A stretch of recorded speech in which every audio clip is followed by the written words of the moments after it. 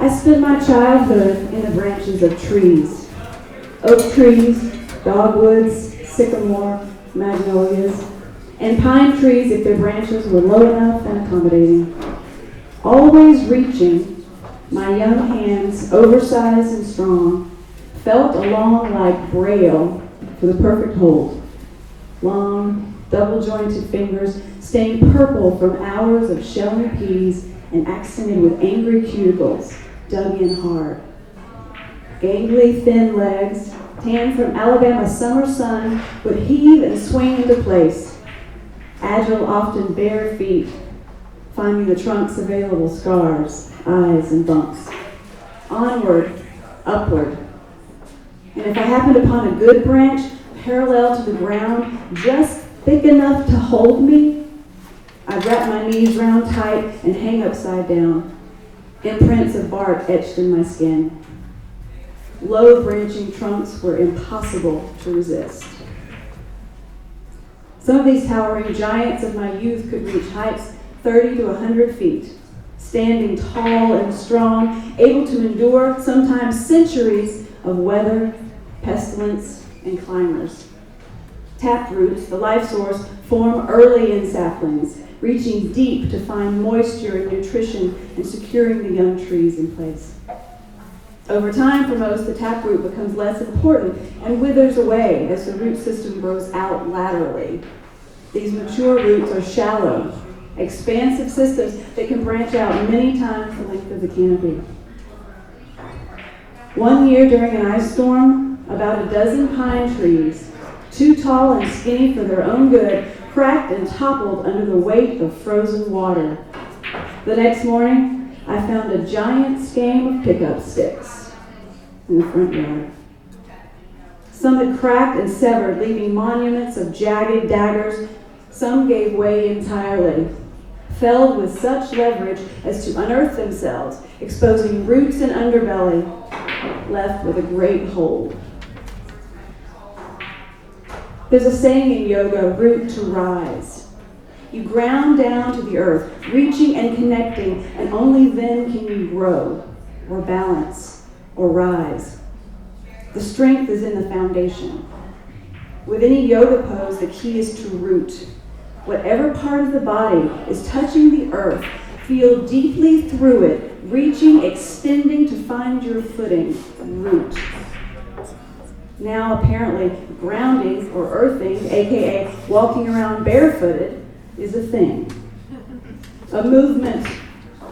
According to earthing.com, when we make direct contact with the surface of the earth, our bodies receive a charge of energy that makes us feel better fast. Who knew? Well, maybe I did as a child before it was cool. I was almost always barefooted. I walked up the gravel driveway, the mixture of stones and dirt strengthening and callousing my feet, past the cluster of cedar trees where we had buried Stuart, the guinea pig, alongside a large unnamed loitering crow we felt some attachment to. Then the plot of our small garden, and adjacent my own personal patch where I tended cherry tomatoes, green peppers, and zucchini. Afternoons and weekends were spent trekking through the wilderness around our house, building forts from fallen limbs, digging holes to bury treasure, drawing maps to mark the spot, exploring and investigating, discovering damp earth shaded by layers of forest, a wonderland of deep green moss, ferns, and fallen logs. Once on a walk, my ankle found a fallen barbed wire fence, camouflaged under layers of leaves and pine needles. It got me good, leaving an X to mark it. I still have the scar. I always considered myself a bit of a nomad, an explorer, a wanderer. I joined the Air Force, left Alabama, traveled the world. 10 years, and 10 addresses in 10 years. Life lived in boxes. I learned to keep a small footprint, always able to pick up and go. In West Texas, I was introduced to violet Texas sage and armadillo rodeos. In South Korea, I climbed rugged Mount Sorok sand in the north and put my bare feet in grainy brown sand of Pusan in the south. In Northern California, I lived among the eucalyptus and tended my landlord's tomatoes, green pepper, and zucchini. And in the United Arab Emirates, I marveled at emerald green grass and implausible gigantic palm trees rising up from the sandy banks of the Persian Gulf. Then, 10 years, one address. The trees near my home on the outskirts of Phoenix are beautiful. Green-trunked Palo Verde and Palo Brea are verdant against backdrops of brown. Mesquites with their deep green feathery leaves and giant seed pods whisper and whistle in the wind. But most desert trees keep themselves at arm's length, with branches studded with barbs and thorns. No, these are not climbing trees. I still spend most of my time barefooted, but now my feet travel over pavers and flagstone, asphalt, and concrete. The plants in my yard, though lovely, are contained, strategically positioned, artificially irrigated, some accented in pots and set off with low voltage lighting. Once I found happiness in the overgrown wilderness of backwoods Alabama. Now my happy place is overlooking the arroyo behind my house, acrobatic hummingbirds performing somersaults over magenta bougainvillea and towering saguaro. And my bare feet find the familiar dimpled surface of my yoga mat. Tree pose. I steady myself, balanced, rooted down deep. So deep I imagine I can feel the Alabama shale and sandstone beneath the surface of the earth, the soft, moist moss under my feet. Now my childhood home, once brown, is painted orange. Roads to it are mostly paved, and many trees have been cleared. Our garden plots are overcome with wildflowers. The current owners are artists with a penchant for color and large, ornate, Greek-inspired statues, and my hand-drawn maps are long gone. But I can imagine some wild-eyed, adventurous child exploring those woods one day, happening upon a treasure.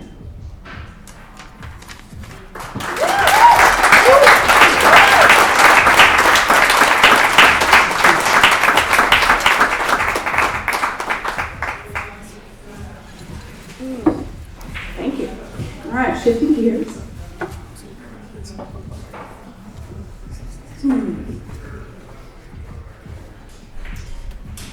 The dead don't release their grip like they do in the movies. There's no climactic moment when the hands let go and the head falls back against the pillow. No, they hold on. She held on. My grandmother. Surreal, really, to fly across the country to watch someone die.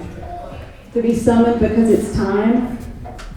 Red-eye flights can be physically demanding. I may as well be an emotional wreck, too.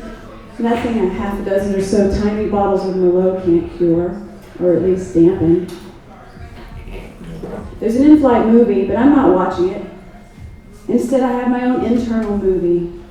Memories are flying through my brain, my life with her in pictures, frame by frame. Like a slideshow, like the slideshows we spent hours watching in the living room floor. She's standing next to the huge pumpkin she amazingly transformed into a black cat for my Halloween party when I was 13. She's smiling and modeling the chunky cream sweater with big brown buttons I gave her when I was 8. I had found it at a garage sale and bought it with my own money to surprise her. She wore it all the time. She's standing and waving from her porch as we drive away, waving until we are out of sight. My heart is flooded, full, as I stare blankly ahead. "You heading home?" the friendly older gentleman next to me asks. He has kind eyes, he smiles, he doesn't know. Sort of. Going to visit family, I reply softly, eyes welling up, temples throbbing. I know if I utter one more word, I will come completely apart here with this stranger, so I bend down, away from the conversation, to rummage through my bag of supplies. Inflatable pillow, earplugs, eye mask. Not my first red-eye rodeo, but this one feels so different. My emotions, a thick film on the surface of my skin, exposed through the flimsy airline blanket. Sleep eludes me, despite the alcohol. and when we land, I am a knotted, bleary-eyed, foul-feeling mess. Pulling a travel kit and some wipes from my bag, I make an attempt at freshening up in the airport restroom. It's better. I'm better. Just brushing my teeth makes me feel like a new human. I'm able to scrub away some of the funk and fog, a satisfying numbing effect. I absently walk to a crowded corner shop for coffee, find my way to a rental car, and I'm off. It's about an hour from the airport to the nursing home. I've made this drive many times before, but not often enough. When I first moved away, she was still in her apartment. She was still driving. She was still her. But these last few years, she's been in the nursing home near my mom's house, and unfortunately, my visits are less often and feel more significant. The first few were the hardest. I kept expecting her to recognize me, to jump up and give me a ridiculously big hug. Instead, she smiled and cooed from her wheelchair, usually wearing an adorable pale yellow sweatsuit, one pant leg pulled up over her calf, exposing white ankle socks and white keds, chatting happily in a language I couldn't understand. Her eyes would light up when she saw me, a glimmer of recognition, the elated glow of an infant, then gone. This is Cara. You remember Cara? The first grandchild, the one who could do no wrong, the one who rode piggyback with you all over town, your sidekick at coffee and lunches with the ladies, the one who spent hours with you watching Lawrence Welk on a pallet in your floor, eating chicken sirloin burger soup, cooled by a splash of milk if it was too hot. Once I was her world, now a split-second spark in her bright blue eyes. I arrived at the nursing home. Most of my family is already there. We had all gotten the word. The hospice workers explained that my grandmother had stopped eating and drinking. Her body was shutting down. It was only a matter of time. They were administering morphine to keep her comfortable. She looks untroubled, content. Her skin is flawless. I'm taken back to my childhood. Large, half-spent red and white tubes of Retin-A next to her bathroom sink.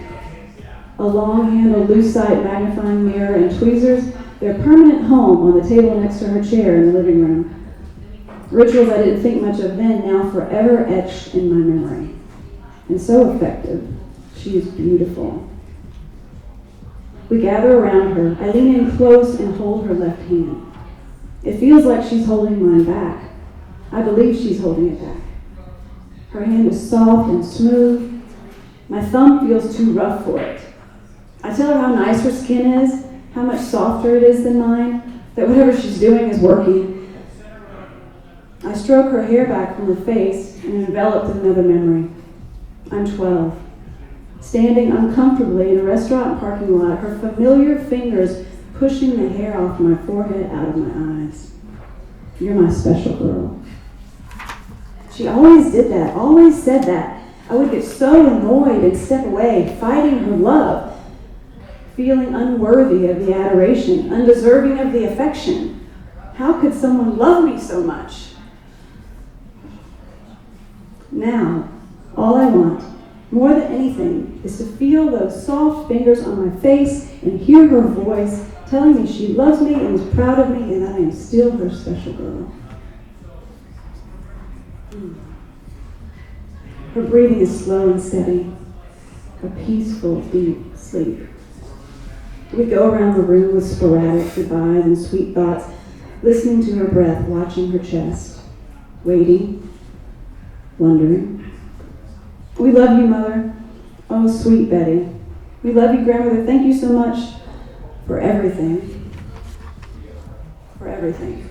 She truly gave me, everything. Widowed at 32, her children, then her grandchildren, became her life. I never wanted for anything. We had no money, but you would never have known it. Always gifts, always trips, always a cheerleader in the crowd at every band performance, every choir concert, every softball game, every one. The movement slowed. stopping. Then her chest would rise again, ever so slightly. This continued for a while. Then nothing. The nurse checked her pulse. There was none. She was gone. My cousins had stepped into the hallway. It was over. My sister slowly walked to the door, tears down her face. My mother and my uncle, making their way out, paused but looked away, saddened and depleted from losing their mother too soon and for so long. Everyone was leaving. It was time to go, but I couldn't. I sat there holding her hand, waiting for it to release and fall away, waiting for her to leave. But she didn't, so I didn't. I sat. I'm waiting for her to let go, I think I said out loud. She never let go.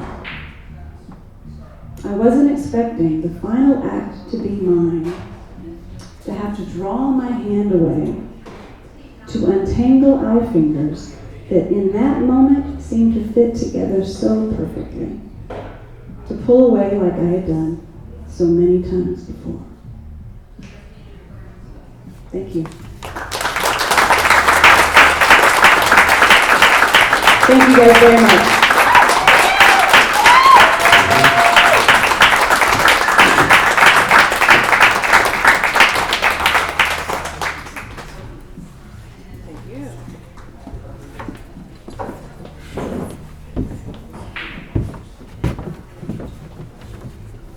Yeah, I left once upon a time a little piece of my own heart out there in that violet sage in West Texas. A piece of my heart, about 15 inches of skin. It wasn't very nice. But skin and hearts both go about like that. Big hand for Cara, everybody.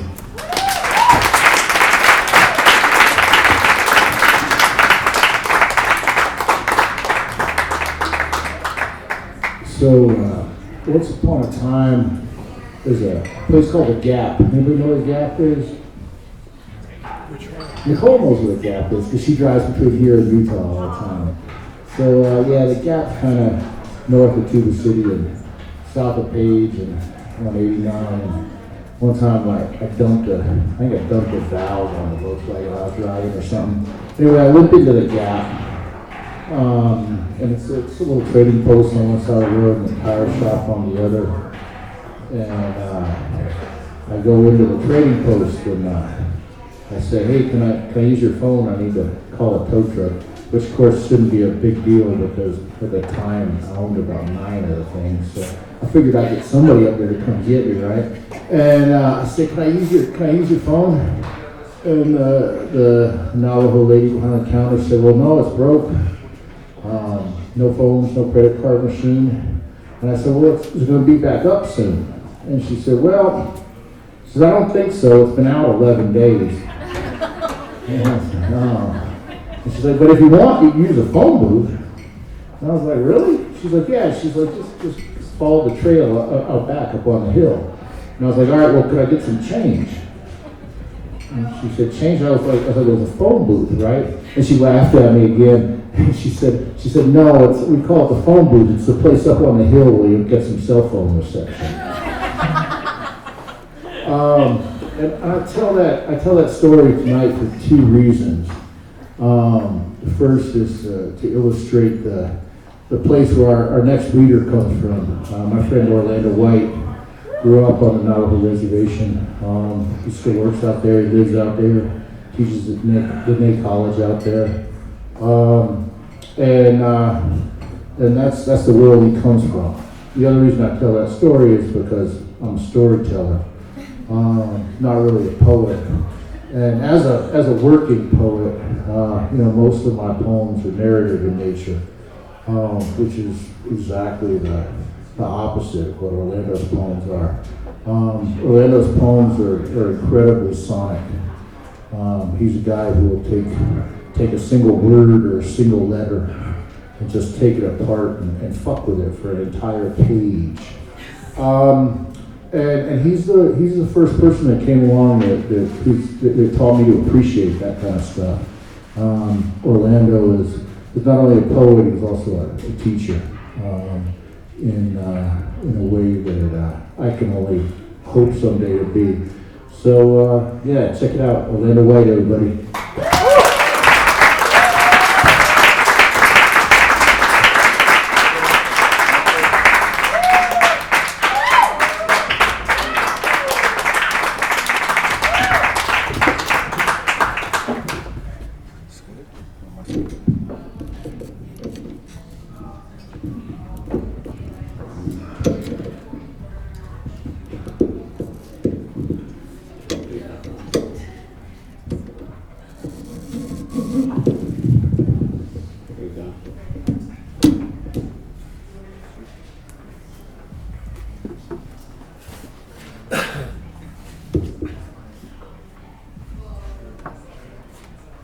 Thank you, Jesse and Uptown Pubhouse, for having me back.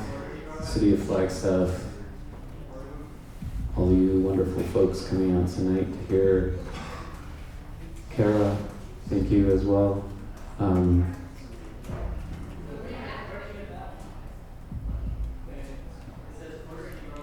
So I've been reading this book, right, on anti-gravity, and it's really hard to put down.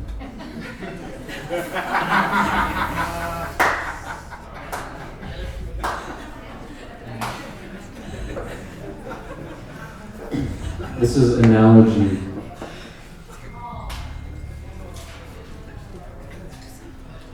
I, and this is the lowercase I.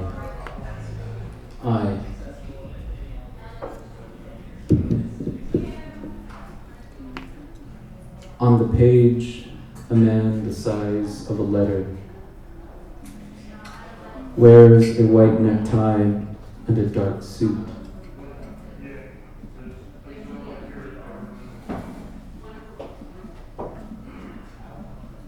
J. Next to him, a woman the size of a letter 2. She wears a white scarf and a black gown.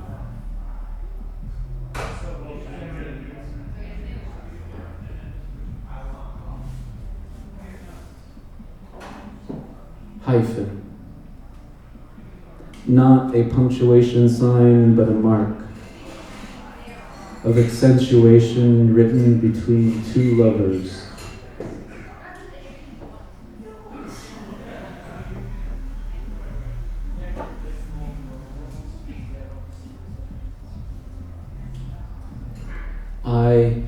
J. He says, I am a single bone under the skin of a letter. She says, I too am a letter, but I have a curved hip bone.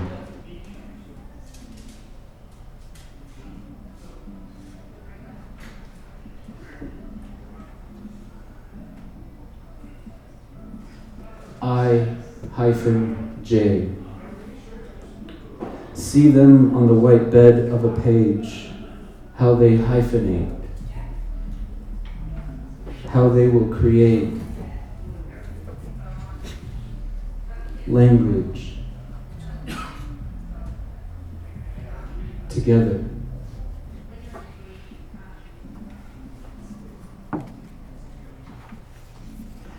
That's like my triple X poem.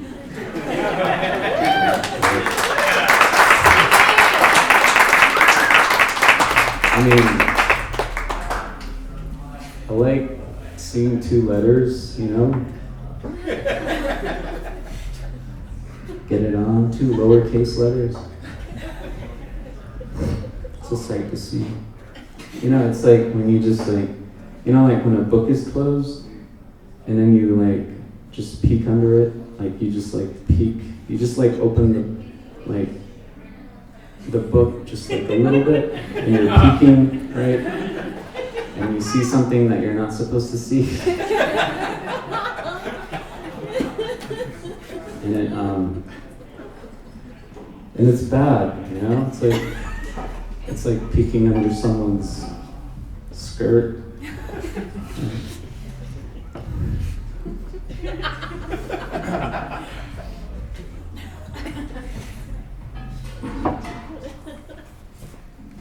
Lowercase I and J. Man with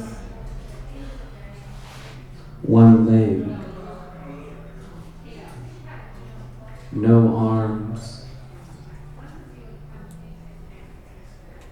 wears black suit,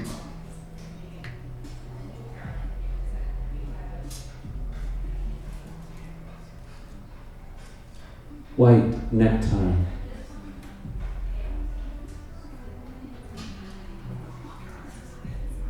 woman in black dress,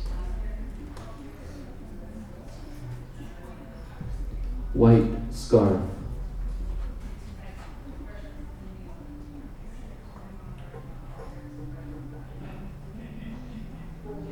no arms too. On white sheet, both attend paper funeral.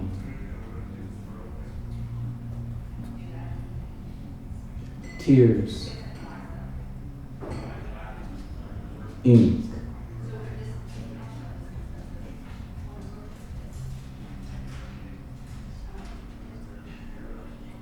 but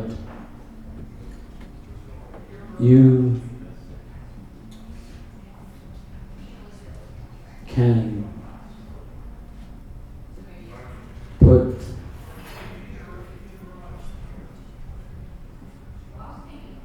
a hyphen between them.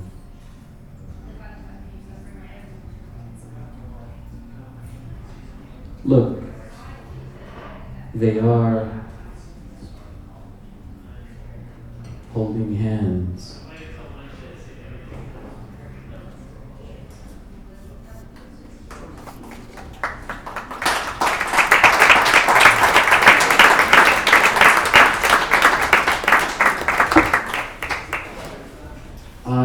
I-J.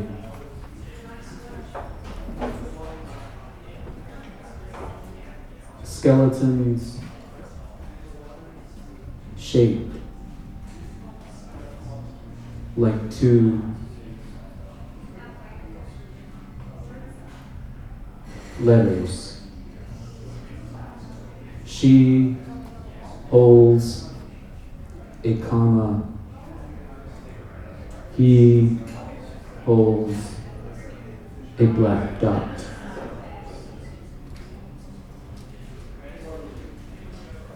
Each do not know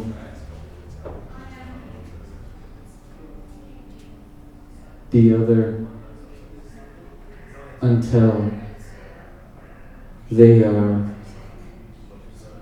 laid next to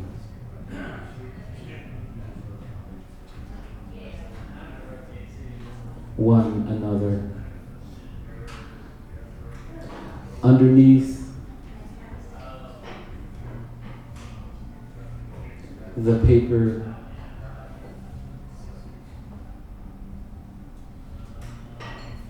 both have faces. If you look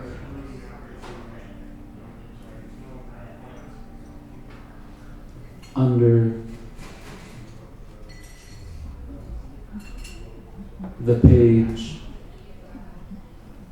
you will see two lovers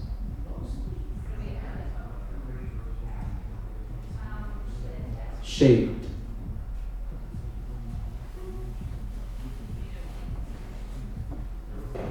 Like I and J kissing.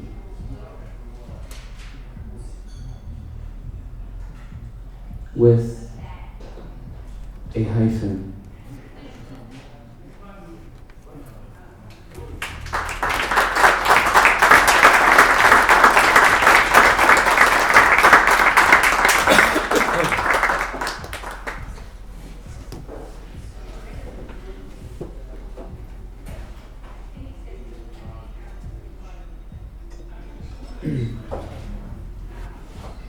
So what did Luke Skywalker say to the poet?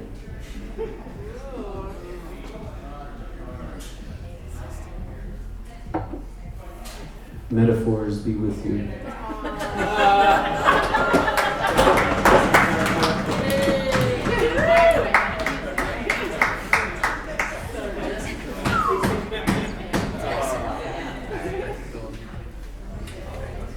Functional white, crafting space and silence.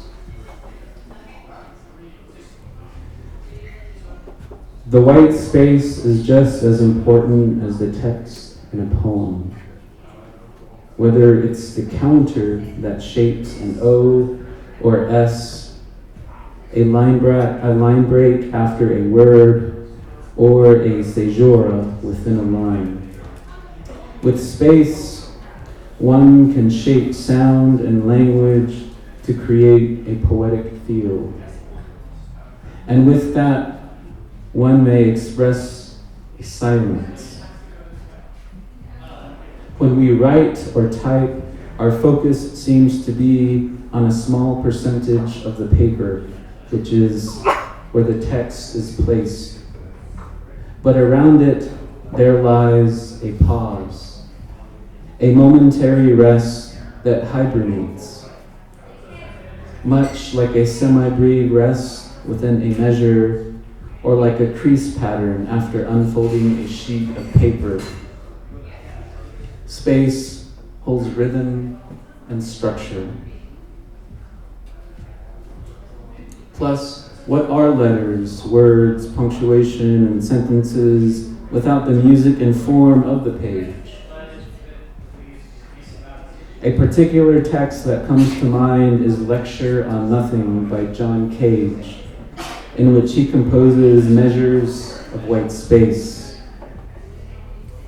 In his introduction to the lecture, he emphasizes how to read the text by saying, "This should not be done in an artificial manner," which might result from an attempt to be too strictly faithful to the position of the words on the page, but with the rubato which one uses in everyday speech.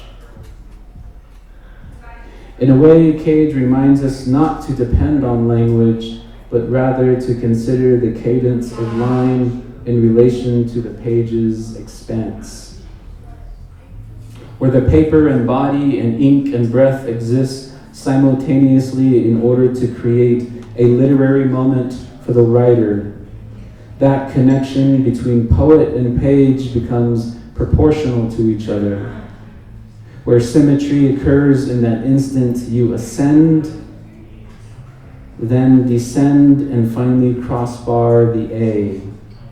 Your hand is the letter along with your body, synchronizing with ink and vice versa.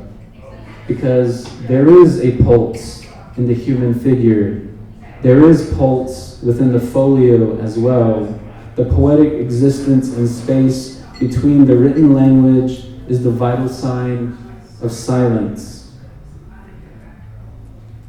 Designers of publications refer to the white spaces of the page as functional white. Functional white guides the reader through a text. White space allows text to exist in a specific position on the page in relation to the background.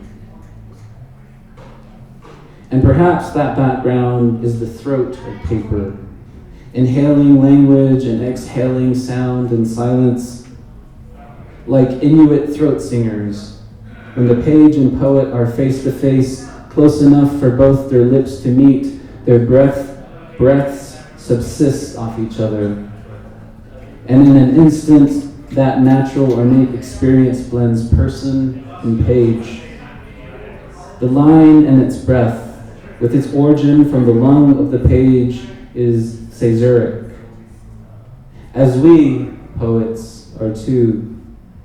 But because pauses construct the spaces which interweave letters, words, thoughts on a sheet of paper, though silence on the page develops habitually from our use of techniques as poetry writers, sometimes being aware of the white spaces rather than concerning ourselves with punctuation and language, allows us to experience the silence personally. Perhaps text sometimes acts as a polarizing filter that darkens the paper and dims the brightness of the page.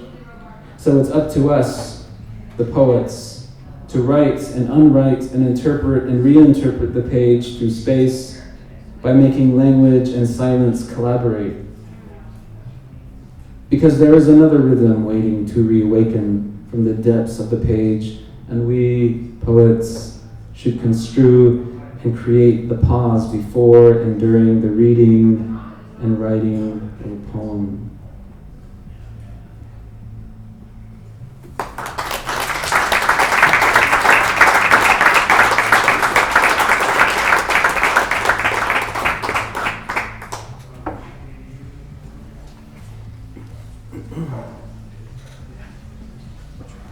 So I'm going to finish off with one of the things that's in my first book, Bone Light.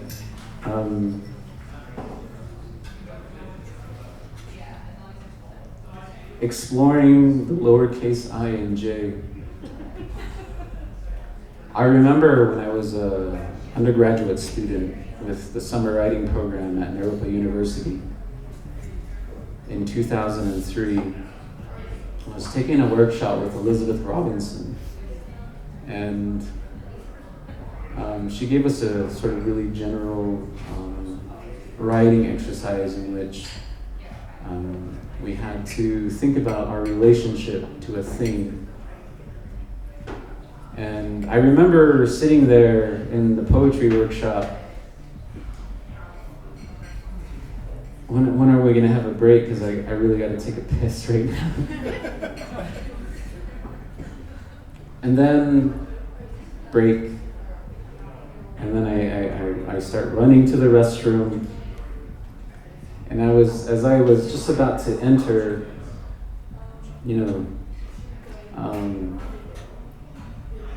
the men's bathroom, I see the male symbol, right, for the restroom.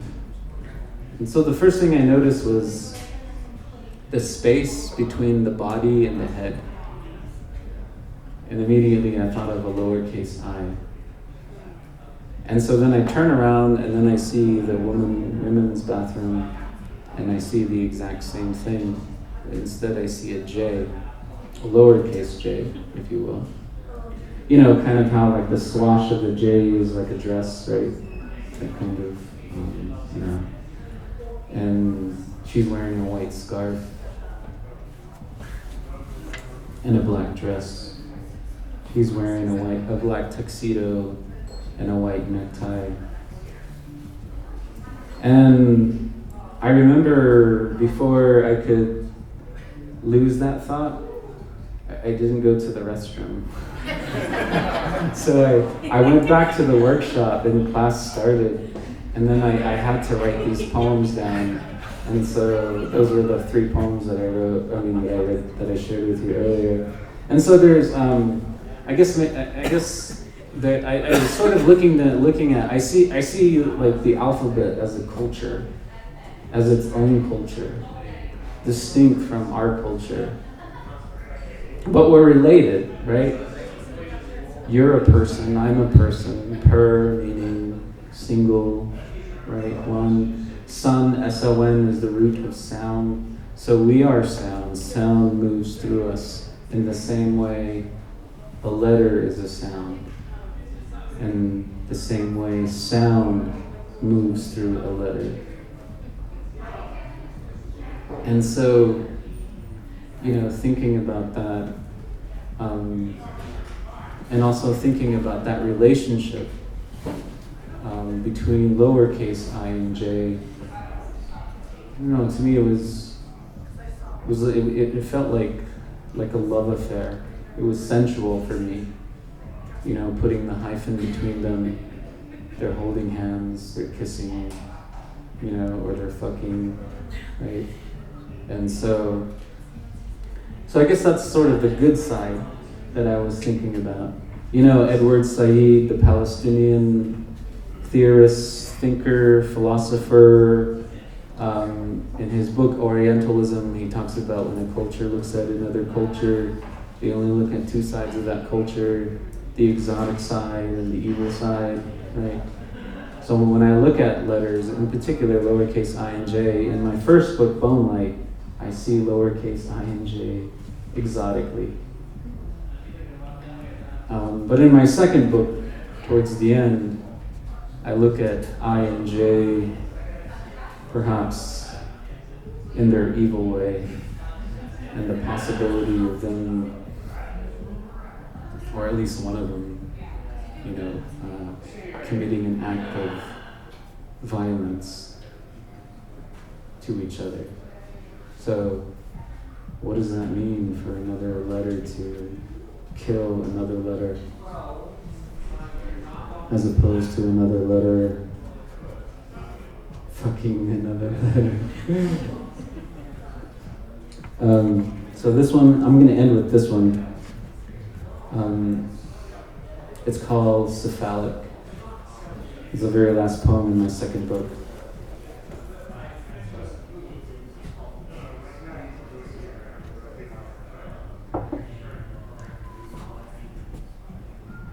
I place a black cloth the size of a dot over his head, wrap his entire minuscule body with a thread of my black hair.